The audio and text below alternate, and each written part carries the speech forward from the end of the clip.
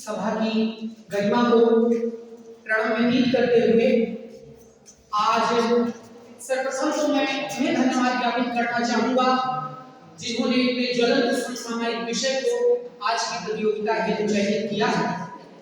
चांद जेरे कदम सूरज खिलौना हो गया, हाँ मगर इस दौर का किरदार गौना हो गया, हाँ मगर इस दौर का किरदार गौना हो गया। वैश्वीकरण, उदारीकरण तथा संचार संजाल के आधुनिक भौतिकवादी युग में भारत भी विश्व के प्राच्य पाश्चात्य देशों के साथ कदम कर रहा है। न केवल इस मामले में कि हम दुनिया की संपूर्ण वैश्विक आबादी में 17% का योगदान देते हैं, बल्कि इस मामले में भी कि राष्ट्रीय युवा नीति में इस बात का उल्लेख स्पष्ट रूप से किया गया कि 15 वर्ष से 29 वर्ष तक के युवाओं का प्रतिशत भारत की जनसंख्या में 25% है। इतनी बड़ी जनसंख्या यदि भारतवर्ष में निवास कर रही है तो पाश्चात्य संस्कृतियों द्वारा उसको जेनजी के नाम से संबोधित किया जा रहा है। जेनजी मात्र कोई अलंकारिक शब्द नहीं है, बल्कि जेनजी शब्द का प्रदर्शन है जो 1997 से 2012 के मध्य में हुआ, जन्म लिए।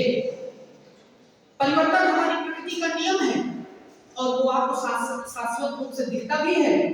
पुरानी व्यवस्थाओं का अंत होता है, नई व्यवस्थाएं आती हैं, लेकिन ये कैसी नई व्यवस्था आई है जिसके लिए युवा हिंसा का सहारा लेते हैं। व्यवस्था परिवर्तन में हिंसा होती है। आपने देखा होगा पिछले दिनों में नेपाल, बांग्लादेश, ईरान या दक्षिण अफ्रीका के कुछ देशों में सत्ता परिवर्तन के लिए संघर्ष हुए। जिन युवाओं से राष्ट्र उन्नति की अपेक्षा करता है, उन्हीं युवाओं के माध्यम से सत्ता के सर्वोच्च सिंहासन पर विद्यमान राष्ट्र के राजनेताओं को सड़कों पर दौड़ा कर पीटा गया। क्या यही इस जेनजी की नीयत रही है? मैं आपके माध्यम से आज ये बात उठाना चाहूंगा और एक बात मैं और पूछना चाहूंगा, ये बात मैं आपसे पूछना चाहूंगा, आपसे भी पूछना चाहूंगा और स्वयं से भी पूछना चाहूंगा कि क्या भारत के जेनजी और अफ्रीका के जेनजी की समस्याएं अमेरिका के जेनजी की समस्याएं हो सकती हैं?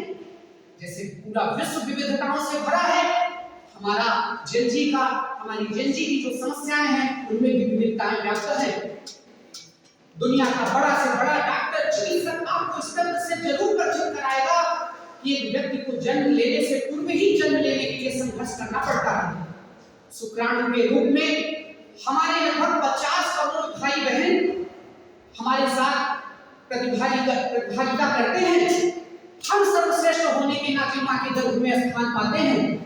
जब हमको जन्म इतनी मुश्किलों से मिला है तो बड़ी बड़ी संकट को झेलने के लिए वो परम पिता परमेश्वर हमको ऐसी आशक्ति भी प्रदान कर रहा है।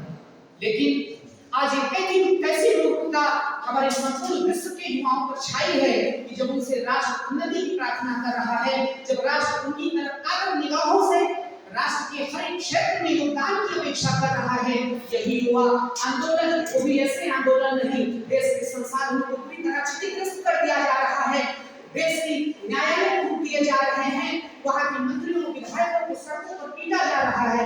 कैसी मूर्खता पूरे विश्व पर छाई है।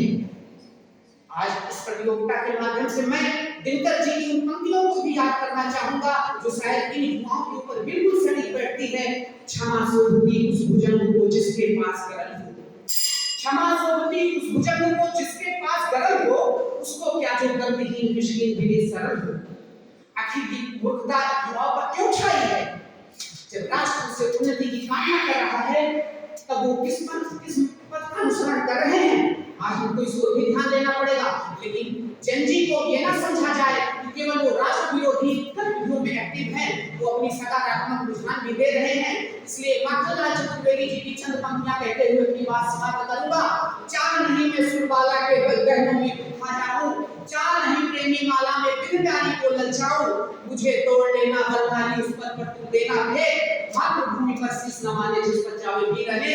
भारत माता की जय, वंदे मातरम।